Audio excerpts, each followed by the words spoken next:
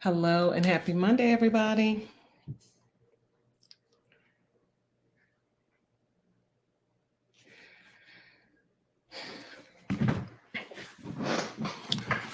How's your day been? Hey, people. My day has been very Monday-ish, and consequently, I'm really glad to spend this time because Mondays are really open for all kinds of invasions, and so this is my consistency here, my constancy, and I'm grateful Mhm. for it.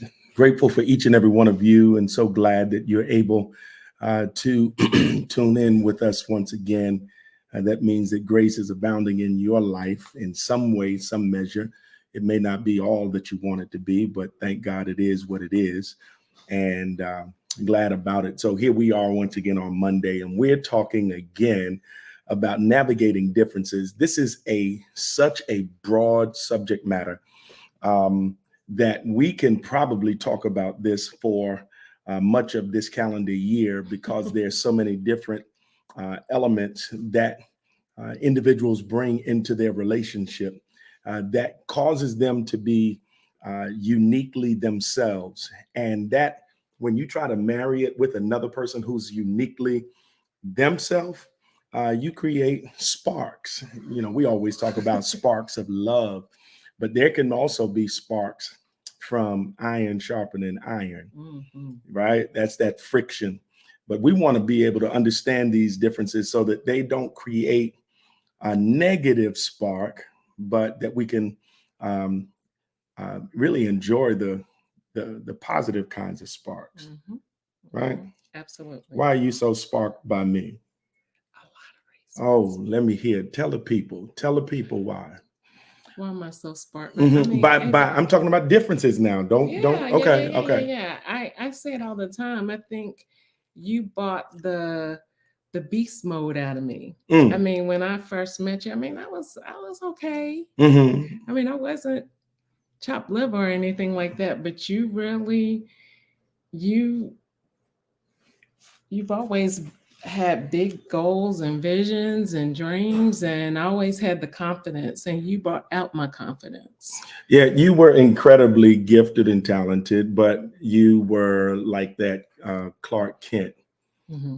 but you were underneath a superhuman, a super being, Hmm. right? And Hmm. you're still doing super things, Yeah. but didn't find your way out of the phone booth until somebody opened the door and said, "You really can." Is that a spark? Yes. Okay, Uh-huh. all right. Yeah. And what about me? What about me? Like Well, you have that ability to um, well at the beginning I was so intrigued by how you were this professional woman. I was always uh, you're the first businesswoman that I have ever mm, mm, I've ever spent an inordinate amount of time with.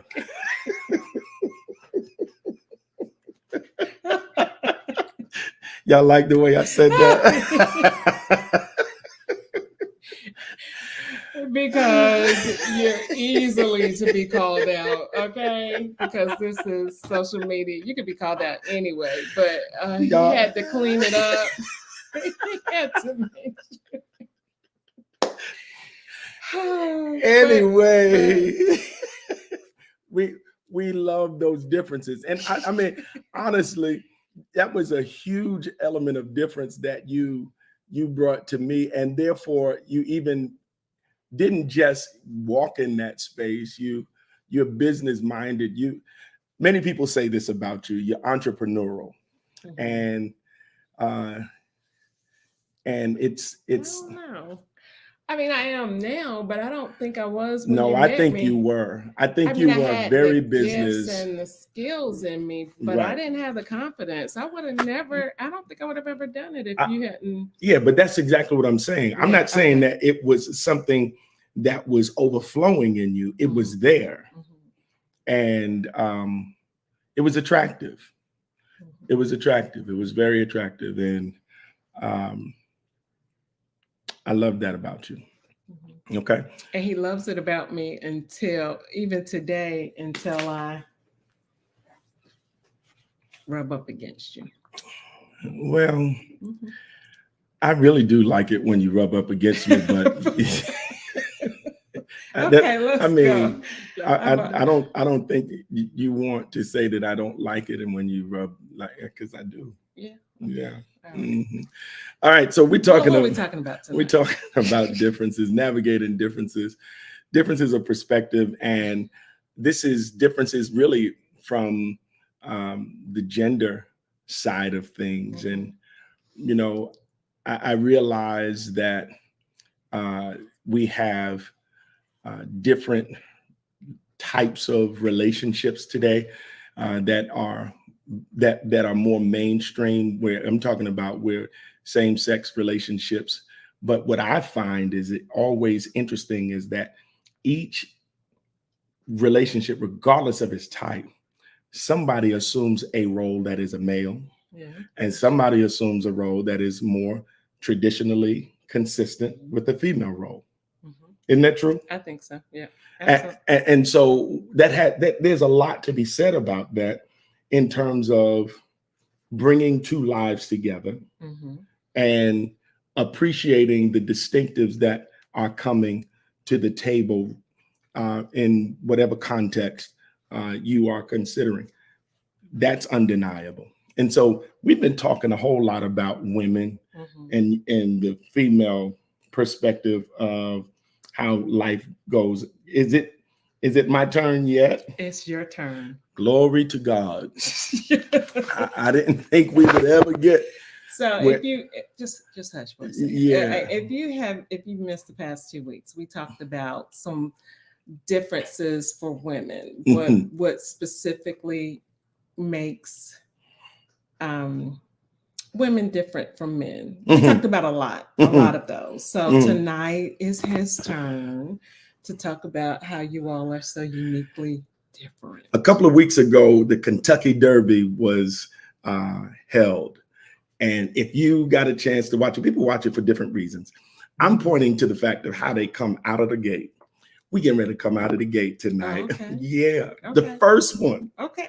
It's amazing how strong those horses come out of the gate. Mhm. The very first one is men can be extremely focused, and it appears that we are insensitive and indifferent to what is going on around us in the times that we are being incredibly focused, which is to be channeled. Sometimes it might even be that we are inward facing, even though we are appreciative of what's going on around us and what's being said to us.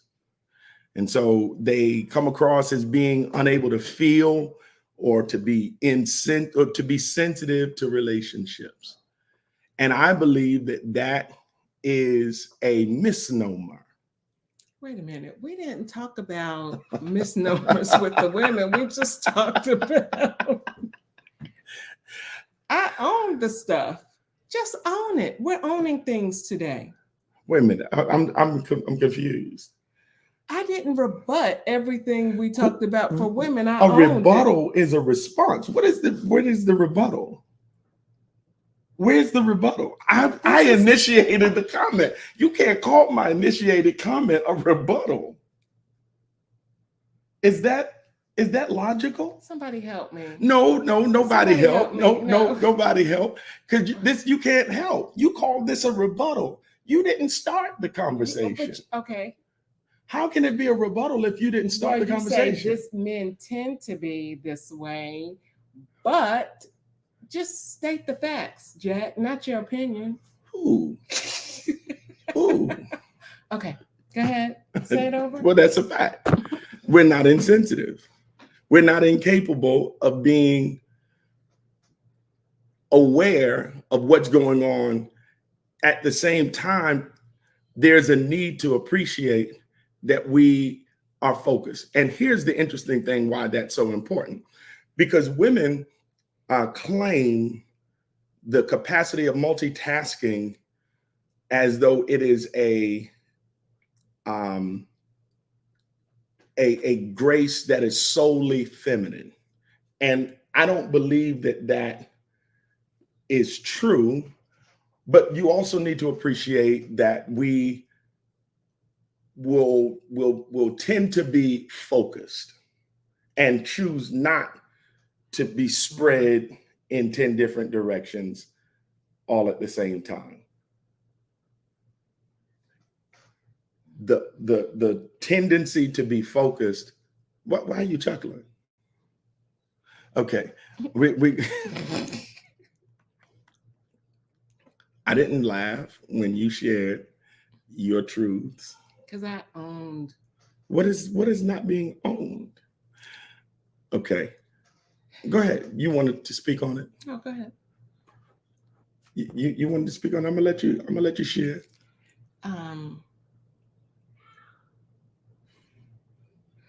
Go ahead. Let's see how you do with the next one. And so men are focused and still appreciative of what is going on. See, Brandy's chuckled too. Brandy, why are we chuckled? Maybe if you explain it. No, so number two. Number two, men's greatest need is to feel respected and appreciated. One of the things that we pointed out when you were sharing about the women is the fact that women need to feel secure. Well, when we consider the greatest need amongst men, it is that we feel respected, especially when we're sharing about our differences and we're trying to make our point and come out of the gates, and immediately we are confronted with opposition to our perspective. That's not very sensitive. That's not very respectful. It's certainly a desire to undermine the point of view. When we patiently listened and heard your particular perspective during your season, and now immediately, I mean, we just get through number one, and you are coming for our perspective. Tell me why. And then looking for support from the audience. The audience gave me support because, I mean, I'm just wondering, maybe she wasn't. Maybe she just was chuckled for no reason. What was the basis of you just coming with a machete from the gate? It's because, I don't know, it's on your list that men don't necessarily like to own. No, it's not. Okay. It's not. And I shared, as you would in a court of law, I've shared my exhibits with you. You had an opportunity to review them beforehand, but now you're opposing. Because the review was not the excuse, it was the point that men tend to be, because they're so focused, they tend to be insensitive, period. Okay. And number two is that men's number one need is to be respected. Number three, men speak fewer words than women. And you probably can see some of that if you look back in our recording history. If you look back in some of our prior recordings, you will see that it manifests true. Number three, men tend to speak fewer words than women. And the number may vary depending upon who you're speaking to, but the average typically is that there is a 50% differential. Men drop off at least 50% to the words that women will speak. And that's because I think what we do is we try. There's a principle we're focused, absolutely. And there's a principle that I learned from my wife early in the time that we started walking together in this life. She said, Adrian, less is more. Less is more. But it's amazing to me how that doesn't come to apply when it comes to conversation. It's applicable to what is that principle of less is more typically applicable to? Our session tonight is seeming to become a comic review when we are dealing with the things that men hold in high regard, and how this differentiates from women. Hey, Talena, it's so good to see you as well. As you can see, your friend is still herself. And okay. So I just think I see we're doing things differently. Because if anyone watched the past 2 weeks, I talked about how women were different, and I pointed out that where they were, our differences could be weaknesses. But it sounds like tonight we're going in a totally different direction. So y'all just buckle up. Let's see what comes next. Go ahead. What's number 4? I so am uncomfortable. I'm just quieted by the way you are trying to tailor this moment when it's not necessarily your moment to lead. And yet it's under assault. Go ahead. And so we speak fewer words. Okay. Number 4, men solve problems through logical thinking. That doesn't mean that we always find the solution. As you can see, I'm 27 years and living with an individual, and I still haven't solved the problem that when she has made up her mind that there is some level of operation that she disagrees with. Why is it an injustice? Keep going. Can you tell me why it's an injustice? I'm using less is more. Oh, well, let's see if you can succeed. Let's see if you can succeed in that. So men solve problems through logical thinking. They focus on the facts and information. They mull things over and they come up with a solution or a plan of action. Silent problem solving needs to be the emphasis. Silent solving problems. Now, this can be problematic. Let me deal with what this might create in terms of a difficulty, since it's being perceived that all I'm doing is giving the highlights and the benefits and yada, yada, yada. This can create a barrier in healthy communication because we do it inwardly, silently, and non-communicatively. And it can be a time when a key element should have been communicated or needs to be communicated for that person, your partner, to feel like they are in the same space, walking with you, and so on and so forth. Yet, the silent problem solving is oftentimes not communicated because it's still being worked out. It's not that the male is desirous of not communicating or trying to distance himself and push his partner away. He's still trying to work it out in order that it can be logical and it can be expressed effectively. And yet sometimes it might come across as it being exclusive or indifference, or that there's a failure to appreciate that he's not in this alone. But go ahead. Can I communicate in as few words as possible? I don't know. That's up to you. Why this could be problematic? Go ahead. Based on the way that most women are wired. because you just reiterated one of my points from the last 2 weeks, is that one of our number one needs is to feel secure. So when you are not talking about the house that is on fire,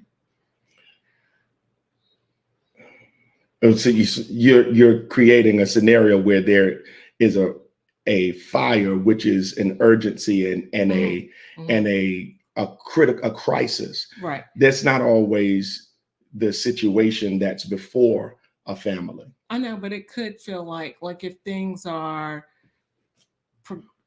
aren't changing fast enough, and the woman needs to feel secure, and you're being inward thinking and thinking only of yourself and how you feel and how you don't want to deal with the issues because you don't want to use 300 words, it can cause a woman to feel insecure. I agree with that. However, you're also making it you're shading the situation that it's a selfish approach that the male has taken, and that's not necessarily their mental disposition. It may not be their intention. Listen. Yvette said that you were going to approach less is more, and Yvette, thank you for writing that as a reminder. I am so appreciative because that quickly she forgot that she's supposed to be employing less and it be more. However, once again, you pulled out your crayons and you are coloring in this picture in a way. I love what Yvette said, and Yvette, I think I've said this so many times. Mm-hmm. She's saying silence is okay, as men think it out, but we can't read minds, right? And so we talked about this the other week, and I think one of your friends phoned a friend, or the friend phoned in and said what he does with his wife is say, listen, I need some time to think about it. Mm-hmm. So my silence is not being insensitive, mm-hmm. as you talked about in number one. Mm-hmm. It's not being dismissive. Mm-hmm. I just want to think about it. So I am aware mm-hmm. that the whole front yard is on fire, and I just need a week to figure out how to deal with the whole front yard being on fire. So the fact that there's silence, could that possibly attribute the fact that he's still trying to work it out and process it within himself? He's trying to logically appreciate the situation. You want to know that he doesn't have yet a solution, and Yvette suggests that possibly there can be some assistance given, and I agree. However, what this also it is implying that has not happened at all. And I'm not saying that is the case. Obviously, there has been a conversation about there having been a problem. So I think all of you, all of the perspective that's being presented from the feminine perspective is that there's been zero communication. And I don't believe that is the truth about the scenario to which I am speaking. That there has been a conversation, there has been engagement within the matter at hand, but now there is a need for him to maybe step away, maybe go into his cave and process. So I don't want the scenario to be painted as such that there has been no conversation about it at all. That's not what we're saying as it relates to a difference. Mm-hmm.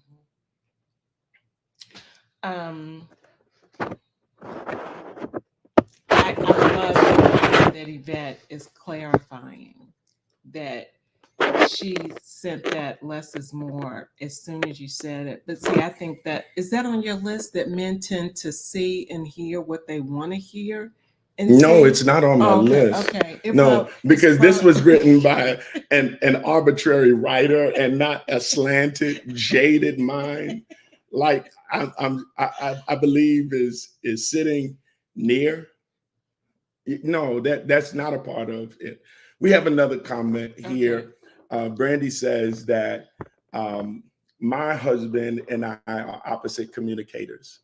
I have learned to appreciate his approach and communication as he thinks about his response in fewer words rather than openly brainstorming it with me. However, when he gives his stance, it typically is logical, a stance that we agree on. We typically agree, but have different approaches in communicating it in that moment in time. I think that's a fair statement. Thank you for being so fair, Brandy, because I don't believe that my wife has decided to be fair. I think she decided to pull out a club and some gloves and to fight to make a case that really doesn't need to be made, because if you have a moment to really talk to her, one of the things that you're likely to hear is that we too agree about a whole lot of things. I can think about numerous times that she said, Adrian, we really do like the same things and we approach things similarly, but we still approach things differently. But there's likeness and yet there's difference. I agree. And I like the way she said, we typically will come back to a place of agreement after he's had a moment to brainstorm and process. Yeah, I think it was your friend Michael who gave a great piece of advice for Mhm. our household. It's Okay. just to communicate that you're thinking, and you're going to hold off on communicating until you think about it a little bit more. Okay. All right. So I agree that with you, Brandy. yeah.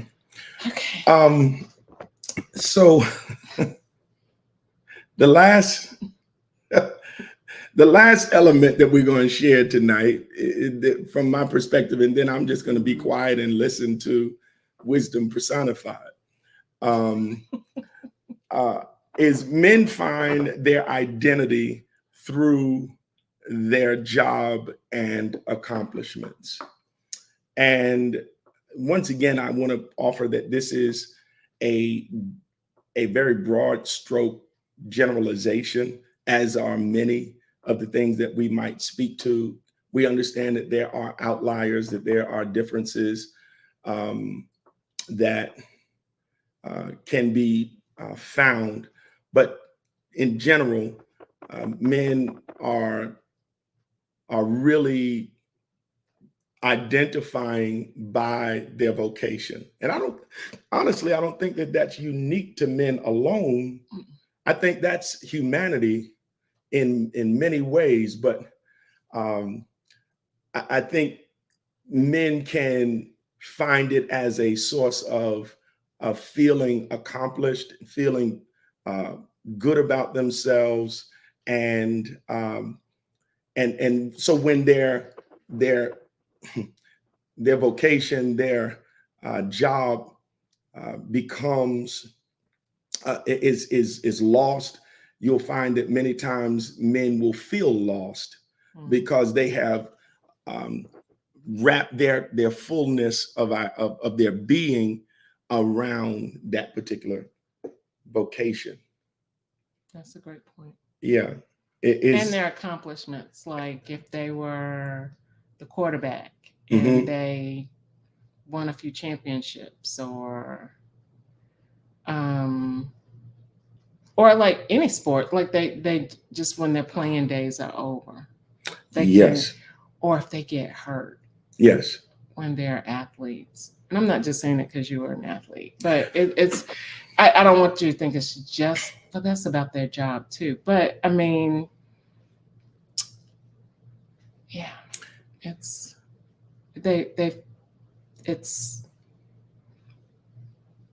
it's real. Yeah, so there's been numerous stories that you can go and research about men who have committed suicide because their job ended, their career ended, and they felt themselves lost. They felt like they didn't have any reason to continue to live, even though they had spouses, even though they had children, because that particular identity was removed from them in the immediate sense. They spiraled down. Mhm. They began to feel a sense of hopelessness, and that is important. It's an important difference for women to appreciate that about men. Again, if you look at the second element that I shared tonight about they require to be respected, it's a really, really strong need. Many of them find respect through their career. And so when that is taken away, they seem to go into shadows and or completely off the stage, off the scene, and they don't know how to cope. And that's why I think, Shonda, men struggle with midlife crises more than The women. same thing. I was thinking the exact same thing, but I wasn't going to say anything about it. So I'm glad you brought it up because You're trying to invoke less is more. Yeah. And because I'm probably already over 25,000 words today. And so that wraps up the elements that we're going to talk about in terms of our differences. Can you finish talking about that? I mean, because I think that's so important. And if I gotta say it. No. She's struggling. Go ahead. We're going to give you a few extras. This is to help the women. Now, honestly, yeah, give me extra 300 words real quick. Okay. So this is why women, I can't. One of the ways that we can help them is to find things to make you feel respected. Like I learned that a while ago. Like I brag on your butt, right? Because I don't want, because I know you need it, and you need it more than the average bear. Okay, average man. And so you don't need to add no hot sauce. Okay, but keep going. All right. And so I make sure you get it here, so you don't have to go get it other that's places. what every wife is called to do. That's what I'm saying, and I think that's what I'm trying to help both of them, Okay. both men and women. And women, you gotta do it, right, even if you don't mean it. Right. Okay. Wait a minute now. Hold on. Wait a minute. It's called faking it till you make it. Okay. Because if you don't give it to them, they'll find other places to get it. And I'm not always talking about another woman. I'm not always talking about another, but like, I don't think anyone, okay, straight up, I don't think anyone can make you feel as appreciated and valued more than me. Right. And nobody should. Nobody should. Right. But I mean, I do it because I mean it. And that doesn't mean that other people won't make me feel appreciated, but yours matters most. Right. And that's the reason why men don't want to feel weak and less than, which is part of the reason why, before their wife, which is part of the reason why when we are inward in our brainstorming, we want to get it right before we bring it back. So there's a need. It's a double-edged sword, because one, we got to be vulnerable. One, you need to see our nakedness, you see our flaws. And so there's an extra effort that has to be rendered to be right, to be well before our wife. If you lose confidence in us, if you lose in me, if you lose confidence in me and respect for me, that's going to hurt far more than it will if Sally Sue down at the there's that Sally Sue again. Go ahead. She's always near. When you don't realize she's looking, she's right there. And she is one women, so that's why you got to beat her at her own game. Absolutely. Period. Absolutely. And so knowing that while it's an important for a woman to feel beautiful, it's important for a man to feel beautiful by the compliments and so on and so forth. I think it can be more tragic for a man to not feel respected. Oh, absolutely. I agree. And so when and you just so women, I just I mean, this is a whole nother topic. I mean, point of conversation, but you gotta find things where he is doing a great job. You've got to, even if you can't stand him right now, there's something. I'm not saying that about you. Well, you know I, that. I No, mean, no, no. you're expounding. Keep going. No, but seriously, you've got to call the Bible says to call those things that are not as though they are. And there's a way to, like I said, I could do a whole teaching on this. Instead of always pointing out the negatives, there's a way that you can speak to those things where he's falling short Or broken. or especially broken. That's a whole series. Okay. But you could be like, I know, I'm trying to think of a way to say this, but you've got to stop. You got to start call things as though they are that are not as though they were. So you can brag on him like you're the king of this house, so you're the man of this house, and so I know I must be tripping, thinking that you are doing blah blah blah blah blah, because unless he is just trifling on type of trifling, does not want to disappoint you in that area, right? If I were in between jobs and I'm really having a tough time finding my next uh, position, my next business venture and Yes. succeed, how would you speak Babe, in that don't way? worry about if that place isn't good enough for you. You can do so much better. Don't worry that couldn't have been your dream job. It's Mhm. no way, Mhm. because they would have seen that you align. They would have been able to see what you could bring to the table, Yes. instead of like, dang, Mhm. you can't. Do you need to get a coach or something? Mhm. Mhm. Mhm. Like, Or rehearsing the bills. right. Don't you know that we've got this due next week? Such and such getting ready to go to college and you still hadn't found anything. Like, you've got to speak into him, build him up, make him feel like he's the best thing since sliced bread. Even if you don't feel like it, even if that's not what you're feeling right now, you've got to prophesy into his spirit, man, and bring it forth. And you're not going to do it by rehearsing what the enemy is saying about him. Right.